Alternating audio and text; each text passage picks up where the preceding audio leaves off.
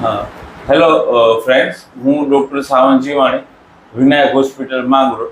તો આજે આપણે એક એવા દર્દીની ચર્ચા કરવાની છે કે જેમને ક્રોનિક ઇલનેસના લીધે બેડ રિડન પેશન્ટ હતું અને બહુ મોટું બેડ સોર થયેલું હતું કમરના ભાગ નીચે.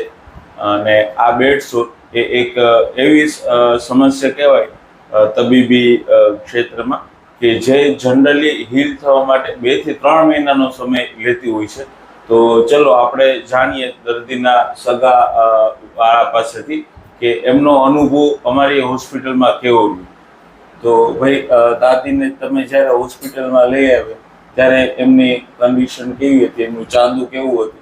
એનું ચાંદુ તો સાહેબ એટલું ખરાબ હતું ને કે અમને તો કોઈ જાતની આશા હતી જ નહીં કે આ રિપેર થાય. કેમ કે 1-2 જગ્યાએ બતાવ્યું હતું તો નાથી અમને એવું કહેવામાં આવ્યું કે આ બ્લેક સોલ નામનું કહેવાય અને આની કોઈ દવા છે નહીં.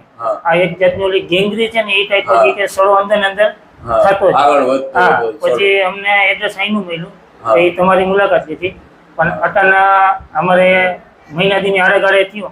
પણ બહુ સારું છે, બહુ એટલે હવે તો એમ માનો ને કમ્પ્લીટ થઈ જ ગયું. બહુ સારું થયું. આપણે ત્યાં આગળ પ્લાસ્ટિક સર્જરી કહેવાય એવી સર્જરી કરી, બરાબર, અને બંને છેડા ભેગા કર્યા, ફ્લેપ બનાવ્યો, પછી તમારું ડ્રેસિંગ નિયમિત રીતે થતું હતું?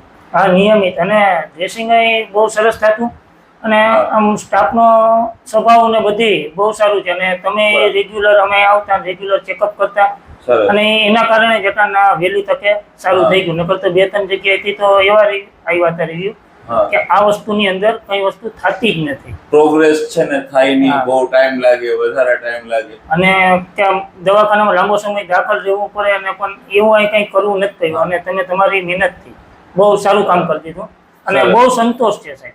બરાબર. તો તમારો અનુભવ ઓલ ઓવર અમારી હોસ્પિટલ સાથે કેવો રહ્યો? બહુ સારામાં સારો સાહેબ અનુભવ, અને બહુ બધીનો વ્યવહાર બધી સારી વસ્તુ છે. અને મન તો અટાણા વધારે ખુશી તમારા પ્રતિ એ થાય છે કે મારા મમ્મી અટાણા કમ્પ્લીટ થઈ ગયા. બરાબર. નકર એ કોઈ પોઝિશન જ નથી, કેમ કે એક તો એ ચાલી શકતા નથી, ઘસવે, એની અંદર તમે એને કમ્પ્લીટ કર્યા. સરસ સરસ.